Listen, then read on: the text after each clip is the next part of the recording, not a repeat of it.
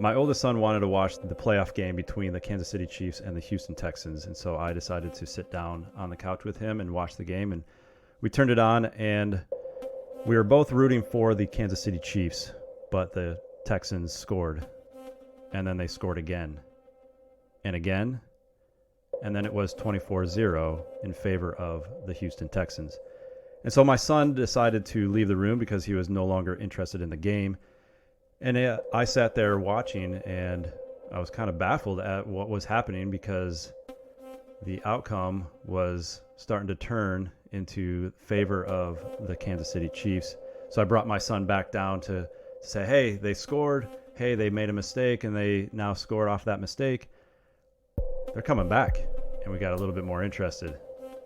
And the outcome of the game was much different than what we anticipated. Today we're going to discuss what we can learn from that scenario when it comes to sharing our faith. I'm Jeff Eckart. I'm Jayson Brewer, and this is The Thought Factory. The Thought Factory podcast is brought to you by Never the Same, cultivating students through biblical discipleship and spiritual disciplines using theology, community, and technology. Learn more at neverthesame.org.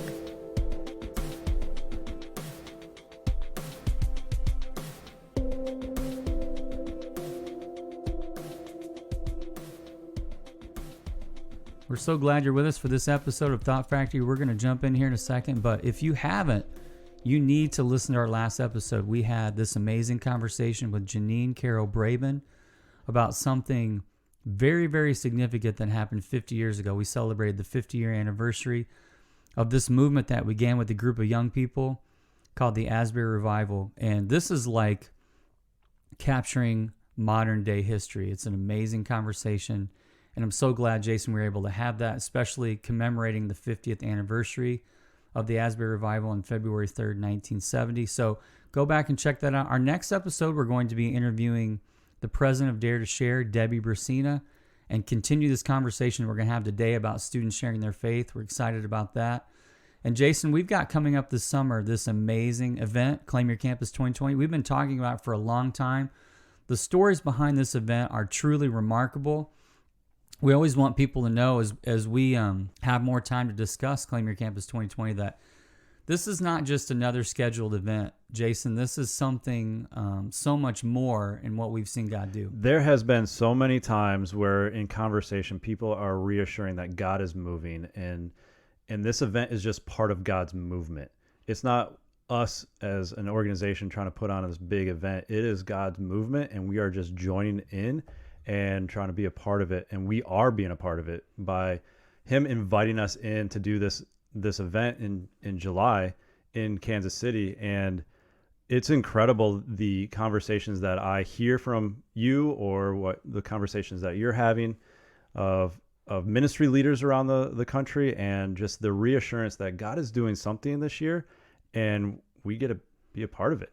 If you're listening to this and you're maybe just hearing about it or you have thought about it, here's the thing about this event, Claim Your Campus 2020. This is a call to action for all of us. We've seen students struggle with anxiety, depression, abuse, and suicide, and bullying, and so much that students are bombarded with. And as you're listening to this, we believe that there's this call going out from God on behalf of what this event is about. This event is about bringing students together as a generation. There has not been a moment or an event like this in a generation. It's been several decades since there's been a national gathering of just strictly an event focused on middle and high school students. That's one of the things that's unique.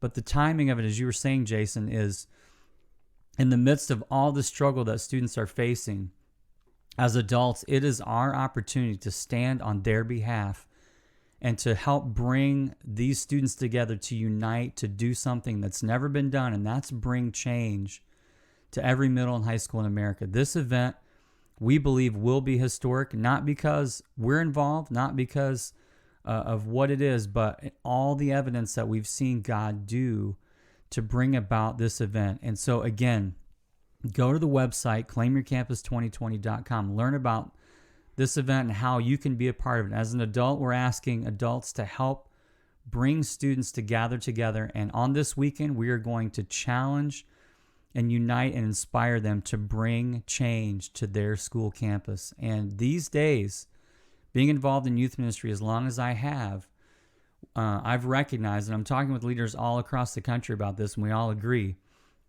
that students are much less likely to come to our churches and youth groups than they were even 5 years ago, especially 10, 15, 20 years ago. And in my 30 years of student ministry experience, that is one of our greatest challenges that we face. And we can just say, well, they're not coming to our youth groups, so we give up. Or we take the strategy right to where they are. Where are they? They're on their campus. That's what this event is about. It's about mobilizing students out of this event to go and to reach their schools and to reach their peers. So it is an amazing thing, and you need to be a part of it. So again, claimyourcampus2020.com is the website, and we're excited about this event happening July 4th weekend. So for our discussion today, we were talking about students sharing their faith. Jayson, you mentioned this game that you watched. I happen to be watching it as well. I love watching, especially the NFL playoffs. I know you're more of a college guy. Yeah, I'm not much into the professional sports, so but your son roped you in. Yeah, any invite from my son to watch a game, an athletic competition, I'm all for it. He's really into football, and so he wanted to watch this playoff game, and I was like, yeah, let's sit down and watch it together. And that first quarter was, for the Chiefs, it was horrendous. They, like you said, Texans scored. Chiefs made a couple really critical errors early on with some fumbles and things that made the Texans just go on this run. And I remember watching it thinking, wow, the Chiefs were amazing this season of 2019, their football season, and it's all going to fall apart here in one quarter. And the coach even was saying, from the Texans, was basically saying, I know all of you are counting us out. And so it was amazing to hear that and then see how they're up 24-0. Yeah, it looked like it was going to be this big upset like we've seen a couple times already in this playoff season that we just went through. But so here they're down 24-0. And then, Jayson, as you and I were talking about that in this episode, something really incredible happened with their quarterback, Patrick Mahomes. So I was fascinated with this game regardless, because the Chiefs wasn't supposed to be down 24-0. They were supposed to win the game. And so I came across an article, an ESPN article, where the reporter was talking to Patrick Mahomes and his response to his team when they were down 24-0. He was going up and down the sidelines, and he was talking to his offense and his offensive linemen, and he was speaking to them as a leader. And the article was just, he was this field marshal just rallying his troops, and he was just giving them hope in the game when they are down 24 points, the largest deficit in franchise history for a playoff game, and they're supposed to win. And he's not giving up. He's not thrown in the towel. He's not just accepting that scenario. He is speaking to his guys. He is talking to them and giving them hope in a sense. And so he was saying, let's go do something special. So what does this have to do with sharing your faith? Let me say this phrase and tie it in here. Have you heard this phrase before? Here it is. Preach the gospel at all times. Use words if necessary. I've heard that phrase and variations of that phrase. Basically, the idea is let your actions speak louder than your words. And what I've seen over time is people sometimes use that as a way to say, we shouldn't verbally say anything about our faith, just let our actions speak for themselves. And that brings us to Patrick Mahomes. Jayson, what you're talking about, what he did on the sidelines. He could have gone up and down the sidelines and said nothing. If he would have used this phrase in that scenario, like be a great player, and if necessary use words, he could have gone out and said, I'm just going to be a great player and show my team what a great player is. But he didn't do that. He did something else. Yeah, he wasn't just trying to be an example of a really professional football player and doing really good things during this game. It was his voice. He was leading by example by using his voice. He was speaking to his guys. He was giving them hope. He was encouraging them. He was saying, we got this. No, people are counting us out right now, but let's go do something special. And he was charging them. He He was using his voice. He was using his words. He wasn't just standing there going, you know what, the next play, I'm just going to be really good and hope that everybody else will follow along. So I heard someone recently say this to me, and it really caught my attention when it comes to this word about preach the gospel, share the gospel at all times, and use words if necessary. Here's what they said to me. They said, that has been the most damaging, and even, they said this, heretical statement about evangelism that has damaged the church.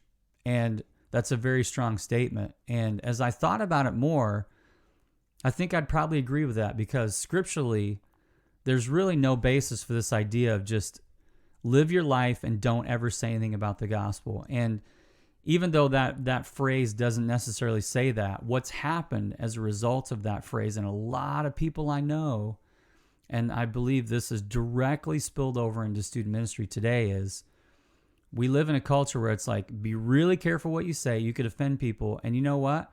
It's better to not say anything and just live your life. And when we read Romans 10:14, Paul says this, how then when they call on him whom they have not believed, how will they believe in him whom they have not heard? And how will they hear without a preacher? Now that doesn't mean, someone standing up in a pulpit necessarily. It's this idea of we have to be saying out loud these things that we're passionate about when it comes to our faith. And we do it with every other arena of our life. If we get excited about something, Jayson, I'm totally like this. I'm always like talking about things that I'm excited about, or something new, or a movie, or a team, or whatever. But when it comes to the gospel, it's definitely a different scenario for a lot of people that are Christ followers. They're just quiet. I think it's given them a cop-out, a way to not really live out their faith. They see this aspect of evangelism and they cringe. It's like, I don't want to talk to people about my faith. I don't want to share with them the good news, the gospel of Jesus. So I'm just going to be a good person, and hopefully that alone will allow them to ask me questions, and then I can maybe talk about it. I can speak for myself here too. In the past, that one of the barriers to that makes it easy to use that as a cop-out is fear. I mean, if we were to boil it down, a lot of people are really afraid to share their faith. A couple reasons. One is because they're afraid of the response they're going to get from people. And number two, they're afraid because they don't really know how. And it becomes intimidating because you think, well, I don't know enough about the Bible or about my own faith to be able to share. Or the third one is, I think that's a barrier, is my life's not a perfect example. So, I don't want people looking at my life. But I think all those things we need to set aside and think about the biblical basis that Paul gives us there in Romans 10 to say, we need to be verbally sharing our faith with others. It's important. And Jayson, when you pointed out that scenario of Patrick Mahomes, I watched that game. I watched it all unfold. And I just wonder if Patrick Mahomes would have not said anything on the sidelines to his team to inspire them, if he would have just sat there and just been internally inspired, would that outcome of the game have been the same? Because all of a sudden the Chiefs score, and then they score three times, I think within under 3 minutes. Oh yeah, the amount of time that they scored, the same amount of points that the Texans did, was 2 seconds faster. So all of a sudden they go on a 41-0 scoring run, and the final score ends up being 51-31. So they outscored them by this massive amount, and they went on this historic roll for their franchise and broke some other records and come back. And it was all sparked by this person that decided to verbally rally the troops, and that's what we're talking about. And I think you can also look at that and go, well, that's leadership. That's what he's supposed to do as the quarterback of the team. He's supposed to rally the troops and really show great leadership and speak into their lives. And then I would say, well, isn't that what we're supposed to do? Like, we are supposed to profess our faith, and if we believe in the hope that Jesus provides, then we should also provide that hope verbally to other people, and not just hold it to ourselves and hope that somebody might someday ask us about how we live and the things that we choose to do. And so I agree. I think the outcome of the game is directly correlated to the fact that he was willing to use his voice and lead by example, but speaking into the lives of his teammates and saying, we got this, and giving them hope. Because you could also look at that and go, there is no way we're going to come back from a 24-point deficit. They're going to score again. Even if we do score 24 points, they're going to continue scoring because they're scoring. How are we going to stop them? And so it was amazing, because it wasn't just the offense that scored the 51 points. The defense also kept them at 7 points from that point on as well. So it was a whole team. It spread. It went from the offense to the defense, and it's a fascinating scenario that just, when we look at evangelism, we can learn some lessons from Patrick Mahomes. So what we want to do in the next segment is we want to talk about the state of the church and sharing our faith and how that connects with students. We've got some research that we're going to talk about, some of our own with students themselves, and like we do in this podcast, we like to hear directly from students and what they're saying. We're going to hear what students are saying to us about where they are when it comes to sharing their faith.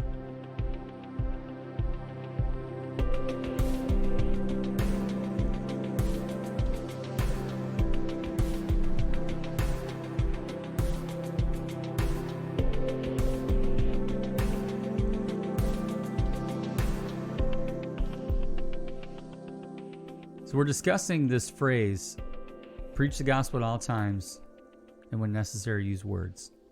And we're talking about some of the fault in that statement and what that's caused when it comes to people holding back from verbally sharing their faith, how important that is. Now, Barna's done some research, and a few months ago they came out with a report on the generational differences of people sharing their faith. Now, this particular research doesn't quite go back to Gen Z, which is our focus here of this audience, but it will give us a window, because we have our own stats on Gen Z we'll talk about. But they ask some questions, and they asked multiple generations, millennials, Gen X, boomers, and what they call elders, going way back 4 generations. Part of my faith means being a witness about Jesus. They made that statement, and across the board, 96, 97, 95% agreed. Of all those generations leading up to the millennials being the most recent in this study, saying part of my faith means being a witness about Jesus. So overwhelmingly in their surveys, 95, 96% of all generations are saying part of my experience of following Jesus means being a witness. All right. Now they ask him this. This is what's really interesting. They made the statement, it is wrong to share one's personal beliefs with someone of a different faith in hopes that they will one day share the same faith. They made that statement, and by far, and this trend is really, really growing here, 47% of millennials, basically almost half, are saying they believe it's wrong to share their personal beliefs with someone of a different faith in trying to convert them. So about half of millennials saying, I think it's wrong to do that. I don't think I should. I don't think you should share your personal beliefs. We could discuss a lot of where that comes from, but the idea is previous generations that would agree with that statement went down to like 9, 11%, saying that they think it's wrong to share your personal beliefs. So more and more people and more Christ followers in our culture, it seems, are agreeing with this idea that we should keep our faith personal when it comes to sharing verbally. We just need to live it out in our actions. And Jayson, in the last segment, we pointed out the fault in that thinking.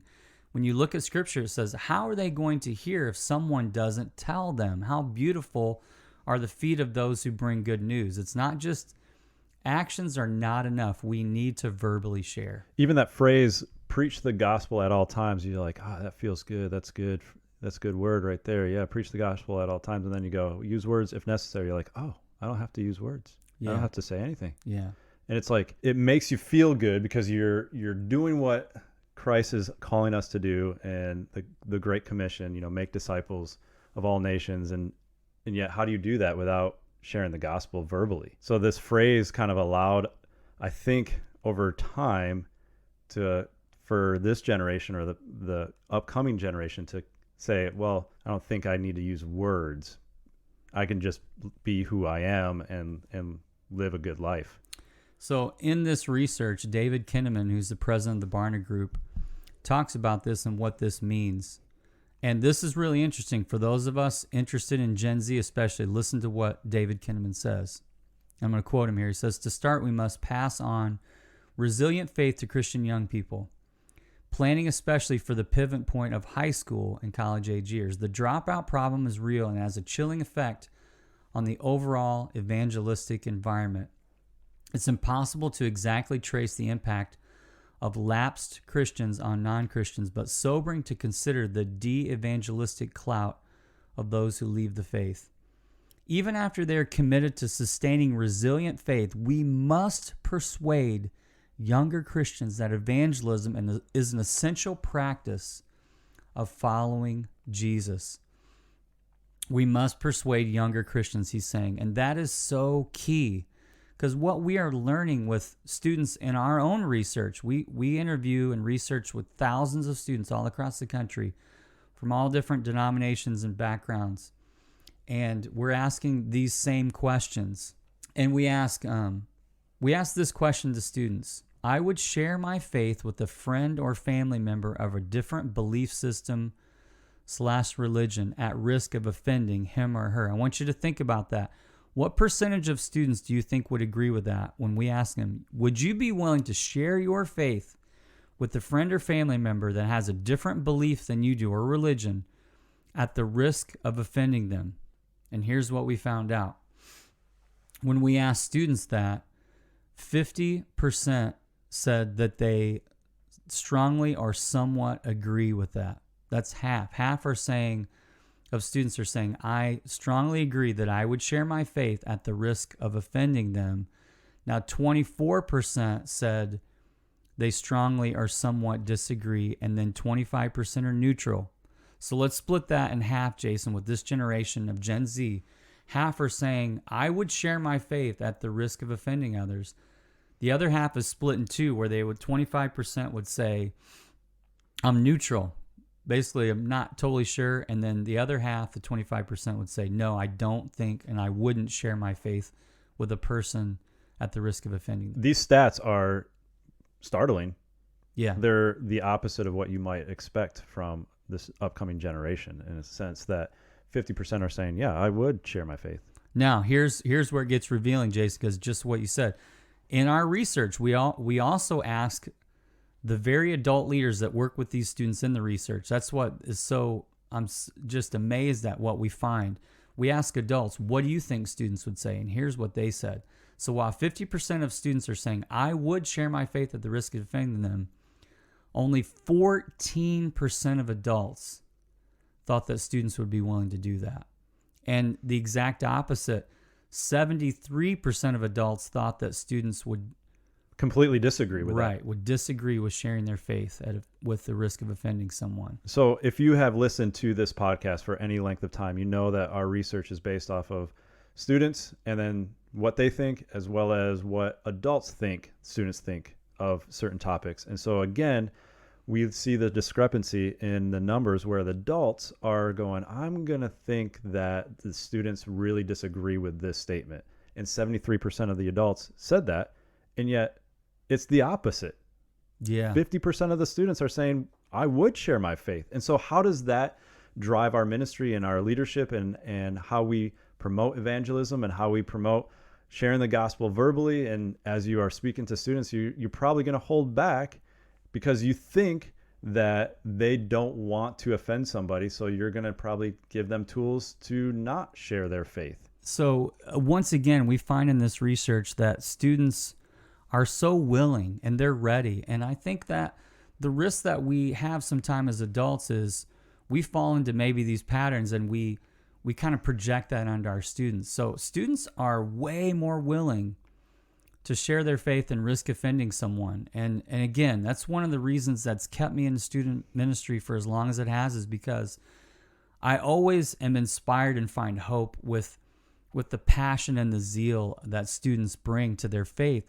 And again, Jayson, you just mentioned it, but what are we projecting onto our students when we're thinking about them being willing to share their faith? When we're standing in front of them, and maybe the overwhelming majority of us as adults and as leaders might either be pastors or volunteers in our youth ministries, and we'll stand before them believing in our minds that they're not willing to take that risk and offend people, when overwhelmingly they're saying either yes or I'm not sure. Now, are we saying, oh, we should be offensive and we should be telling students to try to go out and offend people? Of course not, right, Jayson? I mean, we're not saying, oh, just go out and bash other faiths or religions. Somebody could listen to this and go, are you intentionally trying to offend somebody in their religion or their faith by pointing out what's wrong? And there's certain ways to talk to people. I mean, it's not just what you say, it's how you say it as well. And no, we're not advocating for finding all the faults in other religions and other faiths and beliefs and all that stuff and make fun of them or mock them and intentionally be offensive. It's naturally offensive to tell people that Jesus is the only way to get to heaven, to get to the Father, to get to God, and that will offend people because there is a belief that there's multiple ways, or there's other ways, or you don't have to believe in Jesus regardless. And so that naturally is going to offend people. That's what we're kind of referring to, not being rude and crass about it. Yeah, there's definitely a difference between offending people and being offensive. Yes. And we're not talking about being offensive. Now, whether people are offended with what we might say, that's a different story. But again, I like you said, Jayson, it's all in the approach and how we say it, and that's really important. And as we think about this idea, I want to say this, that quite often when it comes to sharing our faith, and we're talking with students about that, and I hope as you're listening to this, if you have influence over students in any way, in any ministry context or discipleship or mentoring relationship that's integrated with faith, I hope that you are talking to them about sharing their faith, because it's so important from a young age to have that as a part of who we are. And again, stats show that it's overwhelmingly that Christ followers are saying it's important. And so as we're doing that, one of the things it takes me back to is Matthew 13. There's this parable that Jesus tells about a sower going out and throwing seeds and planting seeds. And when you read that parable, a lot of times we focus on the soils. We focus, if you know the parable, there's 4 soils. There's the thorny soil, there's the rocky soil, there's the path, and then there's the good soil. And we often get focused on the soils, and that is a big part of the parable. But I want you to stop and think it from this perspective. The sower throws seeds out regardless of where they're standing. So clearly, and knowing the context and what this story was given, especially the path were these places that were between fields that were walkways, and they became kind of like highways for walkers in a sense. And these paths would almost become packed down like concrete. And, imagine throwing a seed on concrete. It's just going to bounce right off. And that's what the path was like. And to me, what's fascinating, knowing that, thinking about the parable, is this, that the sower didn't discriminate where they threw the seed to grow. And I think that says so much about the heart of God, and I think it should say so much about our heart. And here's where the rubber meets the road. How many times, Jayson, have we been in personal situations where we've been around someone and we felt that prompting to share our faith, but then a voice inside of us says, they might be offended or they're not ready, and we prejudge them. What I say to people all the time, and Jayson, we've talked about this on staff, is don't say no for someone when it comes to a lot of things. And we can talk ourselves out of asking someone or having a conversation. And I know I've done that hundreds of times. I've talked myself out of it and go, they're not ready. This isn't the right time. But the sower there just throws the seed out and lets the seed do what it's meant to do in that situation. We are so focused on the soils when we look at this passage, and I don't think that was the intent of Jesus, to be so focused on, hey, make sure that you're getting the seed in the good soil. Right. I think he was saying, by grace, just sow the seed and let it fall where it lays and let it grow where it can. And let him be the one that's going to bring life to that seed, and not us prejudge, like you said, and saying, I'm going to save this message or this good word because I know it's not going to be received well. So I'm just going to stay quiet. So when we're working with students, I just want to encourage all of us that we need to be reminding them, don't prejudge the soil. When you're at school, especially when you're walking through the hallways and you may think that person's the farthest away from God, and we can just kind of, again, trick ourselves, talk ourselves out of things. And we just need to say, God, I believe that your word, the gospel and truth and who you are is supernatural. And it can overcome all kind of bad circumstances and bad soil, so to speak. So I'm just going to throw the truth out there and share my faith. So helping our students understand how to verbally share is really important. We're going to be talking more about that. And I want us to think about this thing that we referenced earlier that David Kinnaman, the president of the Barna Group, said as a final thought for us today when it comes to helping students share their faith. And this is what he says: we must persuade younger Christians that evangelism is an essential practice of following Jesus.